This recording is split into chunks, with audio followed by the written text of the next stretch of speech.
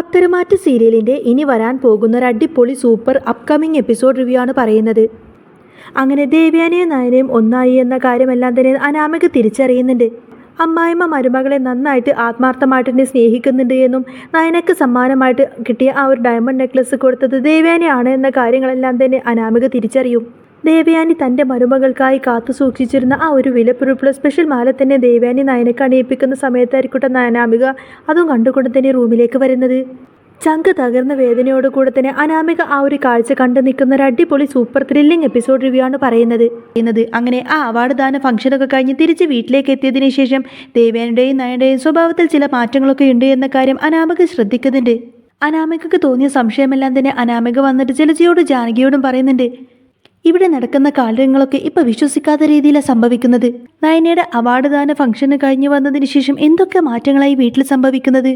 ഇപ്പൊ ഏത് നേരം നോക്കിയാലും ആ നയന വല്യമ്മയുടെ കൂടെ തന്നെയാ. ഇനിയൊരു പക്ഷേ അവൾ എങ്ങാനും ആ വല്യമ്മയങ്ങ കയ്യിലെടുത്തോ? അപ്പൊ ജലജ പറഞ്ഞിട്ട് ആർക്കറിയാം, നയന ഏതായാലും ആളെ കയ്യിലെടുക്കാൻ മിടുക്കിയാണല്ലോ. ഇവിടുത്തെ ആണുങ്ങളെ മൊത്തം അവൾ അങ്ങ് കയ്യിലെടുത്ത് വെച്ചേക്കുവാണല്ലോ. മുത്തശ്ശനൊക്കെ ഇപ്പോൾ അവളുടെ കൈപ്പിടിയിലാണ്. ഇപ്പോൾ ഓപ്പറേഷൻ കഴിഞ്ഞതിന് ശേഷം ഏട്ടത്തിയുടെ സ്വഭാവത്തിലൊക്കെ മാറ്റം വന്നതിന് ശേഷം ഒരു പക്ഷേ അവളിനെ ഏട്ടത്തെയും കയ്യിലെടുത്ത് കാണും.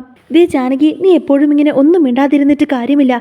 ഏട്ടത്തി ഈ വീട്ടിലെ മൂത്ത മരുമകളാ. അതുകൊണ്ട് തന്നെ നിന്നേക്കാൾ കൂടുതൽ സ്ഥാനം ഏട്ടത്തിക്ക് ഈ വീട്ടിലിട്ട്. എന്നാലും നീ ഈ വീട്ടിലെ മരുമകളാണ് എന്ന കാര്യം നീ എപ്പോഴൊക്കെയോ മറന്നു പോകുന്നുണ്ട്. ഏട്ടത്തിക്ക് ഈ വീട്ടിലുള്ള അതേ അവകാശങ്ങളെല്ലാം തന്നെ നിനക്കുമുണ്ട് ജാനകി. നീ അതൊക്കെ മറന്നിട്ട് ഒന്നും മിണ്ടാതിരുന്നു കഴിഞ്ഞാലേ പിന്നെ മുത്തശ്ശനും ചേർന്നിട്ട് എല്ലാ സ്വത്തുക്കളും ആദർശിന്റെയും നയനയുടെയും പേരിലങ്ങ് എഴുതി വെക്കും. പിന്നെ ഒന്നും കിട്ടാതെ നിന്റെ മകനും ഈ മരുമകളുമുണ്ടല്ലോ, പിന്നെ ഒരു ഗതിയും പരഗതിയില്ലാതെ നടക്കേണ്ടി വരും. അതിനു മുൻപേ നീ കാര്യങ്ങൾക്കൊക്കെ ഒരു തീരുമാനമുണ്ടാക്കുന്നതാ നല്ലത് എന്നൊക്കെ ഇങ്ങനെ ജലജ ജാനകിക്ക് പറഞ്ഞു കൊടുക്കും. ജലജയുടെ വാക്ക് കേട്ടുകൊണ്ടതിന് അനാമിക മനസ്സിൽ ചിന്തിക്കുന്നത് എന്ത് വന്നാലും അപ്പച്ചിയെ കൊണ്ട് ഇങ്ങനെ ഒരു ഉപകാരമുണ്ട്. ഇതിലങ്ങ് പിടിച്ചു കയറിയാൽ പിന്നെ എൻ്റെ അമ്മായിമ്മക്ക് കുറച്ചെങ്കിലും പ്രതികരണശേഷി ഉണ്ടാവും.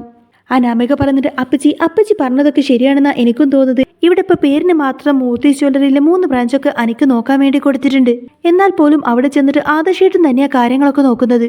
ഒരു തരത്തിലും ആദർശിന് ഒന്നും സ്വന്തമായിട്ടങ്ങ് കൊടുക്കാത്ത മട്ടിലെ ആദർശ് നടക്കുന്നത്. എല്ലാം ഇപ്പോഴും ആദർശിന്റെ മേൽനോട്ടത്തിലാണെന്ന് പറയും.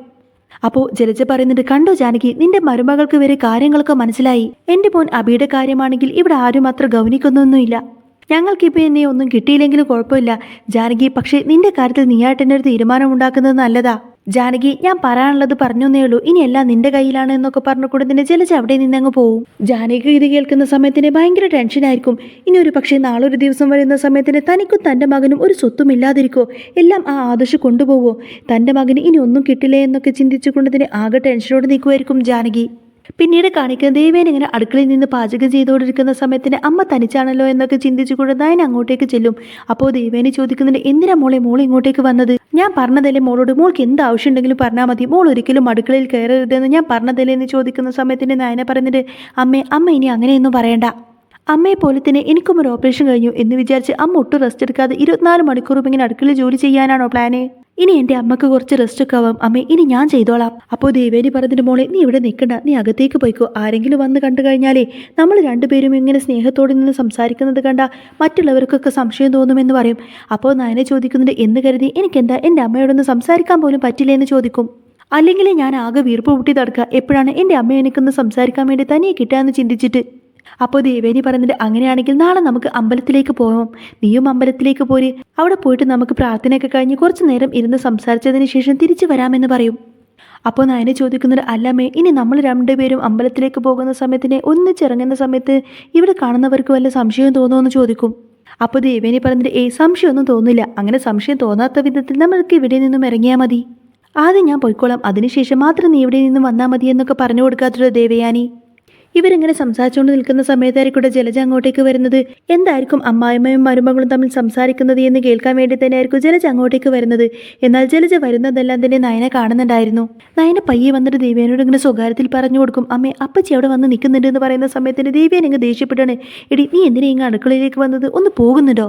നിന്റെ മുഖം കാണുന്നത് പോലും എനിക്ക് ഇഷ്ടമല്ല എന്ന് ഞാൻ പറഞ്ഞിട്ടില്ലേ മനുഷ്യന്റെ മനസ്സമാധാനം കളയാനായിട്ട്. അതെ, ഭക്ഷണം റെഡിയായി കഴിഞ്ഞാൽ തമ്പുരാട്ടെ ഞാൻ വന്ന് വിളിച്ചോളാം എന്നൊക്കെ പറഞ്ഞുകൊണ്ട് തന്നെ ദേവേൻ അങ്ങ് ഷൗട്ട് ചെയ്യാണ്. അടുക്കളയിൽ ഭക്ഷണം റെഡിയാവുന്ന സമയത്ത് നീ എന്നെ ഒന്ന് വന്ന് കഴിച്ച് സഹായിച്ചാൽ മതി, അല്ലാതെ നിന്റെ ഒരു സഹായം ഇവിടെ വേണ്ട എന്നൊക്കെ പറയാം കേട്ടോ. അപ്പോൾ നയന പറഞ്ഞിട്ട്, അമ്മേ അത് പിന്നെ ഞാൻ എന്നൊക്കെ പറയുന്ന സമയത്തിന് ദേവേനെ ഷൗട്ട് ചെയ്ത് പറയുന്നുണ്ട്, വേണ്ട, നിന്റെ ഒരു അത് പിന്നെ ഇവിടെ വേണ്ട. നീ ഒന്ന് ഇവിടെ നിന്ന് പോയി തരാമോ എന്നങ്ങനെ ചോദിക്കുന്ന സമയത്തായിരിക്കട്ടെ ഇതും കേട്ടുകൊണ്ട് തന്നെ ജലജ അങ്ങോട്ടേക്ക് വരുന്നത്. ജലജ വന്ന് പറഞ്ഞിട്ട് അങ്ങനെ അങ്ങ് പറഞ്ഞു കൊടുക്കുക ഏട്ടത്തിക്ക് ഇവളെ അടുക്കളയിലേക്ക് കയറ്റാൻ പറ്റില്ല എന്നല്ലേ ഉള്ളൂ. ഏതായാലും ഈ വീട്ടിലെ ബാക്കിയുള്ള ജോലികളൊക്കെ അവൾ ചെയ്യട്ടെ. ഒന്ന് തുടക്കാനും അടിക്കാനും വീട് വൃത്തിയാക്കാനൊക്കെ ഇവളെ കൊണ്ട് പറ്റുമല്ലോ. അങ്ങനെയുള്ള കടുത്ത ജോലികളൊക്കെ ഇവൾക്ക് കൊടുത്താൽ മതി എന്ന് പറയാണ് ജലജ. അപ്പോൾ ദേവേനി പറഞ്ഞിട്ട് അതൊന്നും വേണ്ട ജലജി, ഇവളൊരു പണിയും ചെയ്യണ്ട.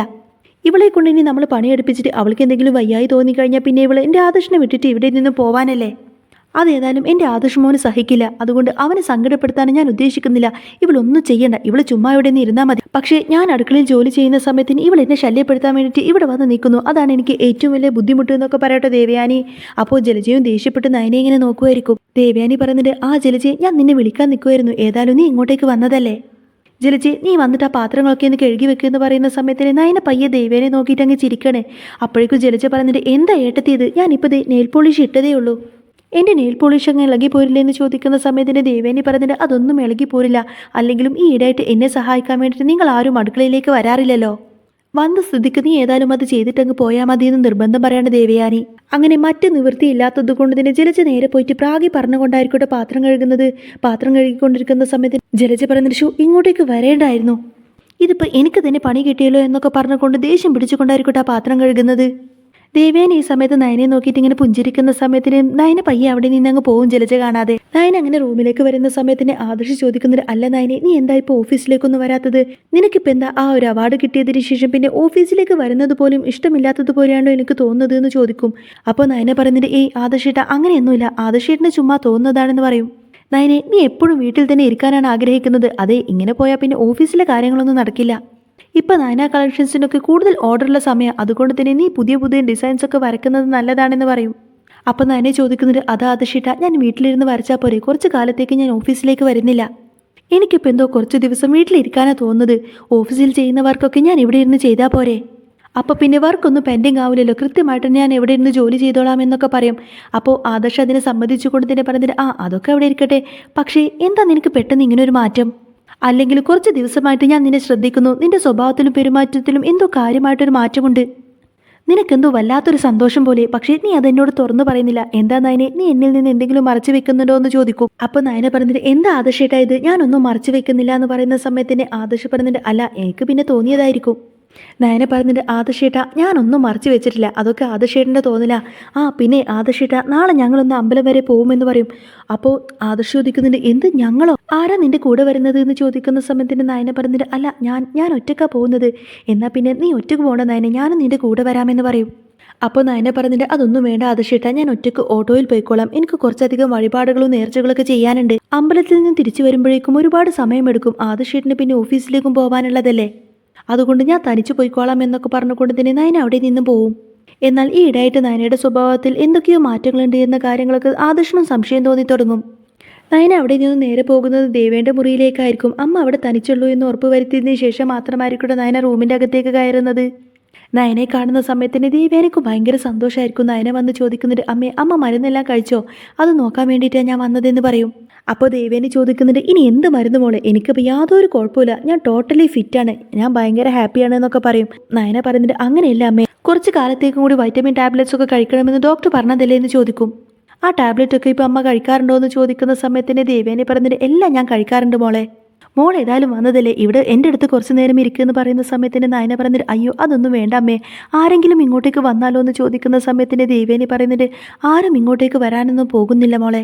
ജേട്ടനാണെങ്കിൽ ഇപ്പോൾ ബിസിനസ് ടൂറില്ല, അതുകൊണ്ട് ജേട്ടൻ ഒരിക്കലും ഇങ്ങോട്ടേക്ക് വരില്ല. പിന്നെ ആരെൻ്റെ റൂമിലേക്ക് വരാനാ?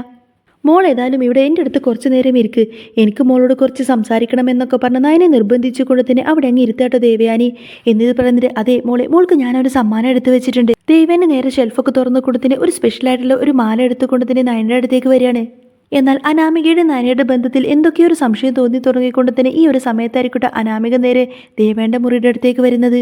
റൂമിനകത്തേക്ക് വന്ന് നോക്കുന്ന സമയത്തായിരിക്കും ദേവേനെയും നയനയും തമ്മിൽ സംസാരിക്കുന്ന കാര്യങ്ങളെല്ലാം തന്നെ അവിടെ നിന്ന് അനാമിക കാണുന്നത്. പെട്ടെന്നൊരു ഞെട്ടലോട് കൂടെ തന്നെ അനാമിക അവിടെ ഇങ്ങനെ മറഞ്ഞു നിൽക്കും. എന്നിട്ട് ഇവരുടെ സംസാരമെല്ലാം കേൾക്കുകയാണ്. ദേവേനെ ഏതായാലും ആ ഒരു ബോക്സിൽ സ്പെഷ്യൽ മാല നയനയ്ക്ക് നേരെ നീട്ടുന്നുണ്ട്. മോളെ ഈ മാല ഒന്ന് നോക്കി, ഇതെങ്ങനെയുണ്ട്, ഇത് നല്ല ഭംഗിയില്ലേ എന്ന് ചോദിക്കുന്ന സമയത്തിന് നയന പറയുന്നുണ്ട്, അമ്മേ ഇത് നല്ല ഭംഗിയുണ്ട്. അപ്പോൾ ദേവേനി പറഞ്ഞിട്ട്, ഇതങ്ങനെ എവിടെയും കാണില്ല, ഇത് റയർ ആയിട്ടുള്ളൊരു ഫാഷനാണ്, ഇത് ഞാൻ എൻ്റെ മരുമകൾക്ക് കൊടുക്കാൻ വേണ്ടിയിട്ട് ഒരുപാട് നാളായിട്ട് കാത്തു സൂക്ഷിച്ചിരുന്നതാ. മോൾ ഇങ്ങോട്ടേക്ക് കയറി വന്നതിന് ശേഷം മോൾക്ക് ഞാൻ പ്രത്യേകിച്ചൊന്നും തന്നിട്ടില്ലല്ലോ. അനാമിക മരുമകളായിട്ട് ഈ വീട്ടിലേക്ക് കയറി വന്നതിന് ശേഷം എൻ്റെ മരുമകൾക്ക് കൊടുക്കാൻ വെച്ചിരുന്ന എല്ലാ സ്വർണ്ണാഭരണങ്ങളും ഞാൻ അവൾക്കാണ് എടുത്തു കൊടുത്തത്. എന്നാൽ അന്നു ഞാൻ ഈ ഒരു സ്പെഷ്യൽ മാല ആയതുകൊണ്ട് തന്നെ ഇത് മാറ്റിവെച്ചതാ. മോളെ, ഇത് നിന്റെ കഴുത്തിൽ കിടന്നാൽ മതി. ഇത് മോള് കഴുത്തിലിട്ടാൽ നല്ല ഭംഗിയുണ്ടാവുമെന്നൊക്കെ പറഞ്ഞുകൊണ്ട് തന്നെ ദേവേനെ ആ ഒരു മാല നയനക്ക് കൊടുക്കുകയാണ്. അപ്പോൾ നയന ചോദിക്കുന്നുണ്ട്, എന്തിനമ്മ ഇതൊക്കെ? അമ്മയിലെ എനിക്ക് സമ്മാനമായിട്ട് ഇപ്പോൾ ഒരു ഡയമണ്ട് നെക്ലസ് തന്നത്. ഇനി എന്തിനാ അമ്മ വീണ്ടും എനിക്കിത്? ഇതൊന്നും ഞാൻ കെട്ടി നടക്കുന്നൊന്നുമില്ലല്ലോ. ഇത് അമ്മയുടെ കയ്യിൽ തന്നെ ഇരുന്നോട്ടെ എന്നിങ്ങനെ നയന പറയുന്ന സമയത്തിന് ദേവേനി പറഞ്ഞിട്ട്, അതൊന്നും പറഞ്ഞാൽ പറ്റില്ല മോളെ. ഇത് നിന്റെ കഴുത്തിൽ അണിഞ്ഞുകൊണ്ട് തന്നെ എനിക്കൊന്ന് കാണണം. ഇതൊന്ന് ഇട്ട് കാണിച്ചു തന്നേ എന്നൊക്കെ പറഞ്ഞു കൊടുത്തിട്ട് ആ ഒരു നെക്ലസ് എടുത്തിരുന്ന് നയനയുടെ കയ്യിലേക്ക് അങ്ങ് കൊടുക്കാട്ടോ ദേവയാനി. എന്നാൽ ഇത് കണ്ടിട്ട് ഒട്ടും തന്നെ സഹിക്കാൻ കഴിയാതെ ദേഷ്യപ്പെട്ട് നിൽക്കുമായിരിക്കും അനാമിക. അനാമിക ഇങ്ങനെ മനസ്സിൽ ചിന്തിക്കുന്നുണ്ട്, ഇത് ഞാൻ ശരിക്കും സ്വപ്നം കാണോ? എന്തൊക്കെയാണ് ഇവിടെ നടക്കുന്നത്? അപ്പോൾ അവൾക്ക് ആ അവാർഡ് ഫംഗ്ഷന് ശേഷം കിട്ടിയിരിക്കുന്ന ഡയമണ്ട് നെക്ലസ് അത് വല്യമ്മ കൊടുത്തതായിരുന്നോ? അത്രയും വിലപിടിപ്പുള്ള ഡയമണ്ട് നെക്ലസ് ഒക്കെ വല്യമ്മ എന്തിനാ ഇവൾക്ക് കൊടുത്തതെന്നൊക്കെ ചിന്തിച്ച് അസൂയപ്പെട്ട് നിൽക്കാറിക്കൂടെ അനാമിക. നയന ഏതായാലും ആ ഒരു നെക്ലസ് ഇടുന്ന സമയത്തിന് ദേവയാനിക്ക് ഭയങ്കര സന്തോഷമായിക്കൊണ്ട് തന്നെ ദേവയാനി പറയുന്നുണ്ട്, മോളെ ഇത് നല്ല ഭംഗിയുണ്ട്.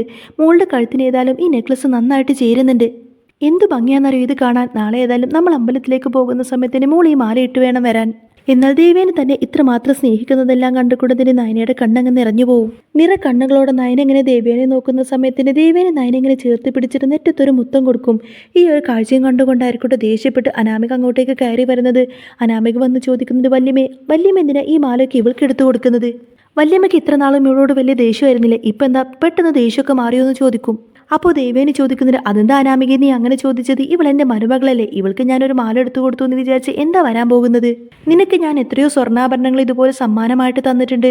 അതുപോലെ തന്നെയാണ് ഞാൻ നയനക്കും കൊടുത്തത്. അല്ല, നിനക്ക് തന്ന ആഭരണങ്ങളൊക്കെ എവിടെയെന്ന് ചോദിക്കും. പെട്ടെന്നത് കേൾക്കുന്ന സമയത്തിന് അനാമികക്ക് ഒരു ഷോക്കായിരിക്കും. അനാമിക പറയുന്നത്, അല്ലെങ്കിലും വല്യമ്മയുടെ സ്വഭാവത്തിൽ ചില മാറ്റങ്ങളൊക്കെ സംഭവിച്ചു എന്ന് എനിക്ക് മനസ്സിലായത് തന്നെയാണ്. എന്നാൽ ഇങ്ങനൊരു മാറ്റം ഞാൻ ഒട്ടും പ്രതീക്ഷിച്ചില്ല വല്യമ്മേ. ഇപ്പം എന്താ അമ്മായിമ്മയും മരുമകളും ഒന്നായോ? നിങ്ങൾ രണ്ടുപേരും വലിയ കൂട്ടാണല്ലോ എന്ന് പറയുന്ന സമയത്തിന് ദേവേനി പറയുന്നുണ്ട്, ഞാൻ നിങ്ങളോട് എല്ലാവരോടും പറഞ്ഞതല്ലേ, എൻ്റെ മനസ്സിൽ ഇപ്പോൾ ആരോടും ഒരു പകയോ വിദ്വേഷമോ ദേഷ്യമോ ഒന്നും തന്നെയില്ല. അങ്ങനെ മറ്റൊരാളുടെ ദേഷ്യം വെച്ച് നടക്കാനൊന്നും എന്നെ കൊണ്ട് ഇനി സാധിക്കില്ല അനാമികയെ.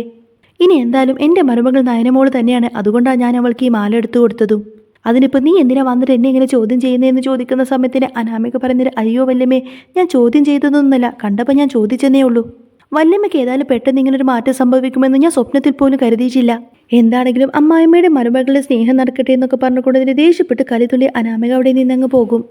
അനാമികക്ക് തൊട്ടും തന്നെ സഹിക്കാൻ കഴിയാത്തത് കൊണ്ട് തന്നെ ഈ കാര്യങ്ങളെല്ലാം ചെന്ന് ജാനകിയോട് ജലജയോടൊക്കെ പറഞ്ഞു കൊടുക്കുന്നുണ്ട് അനാമിക.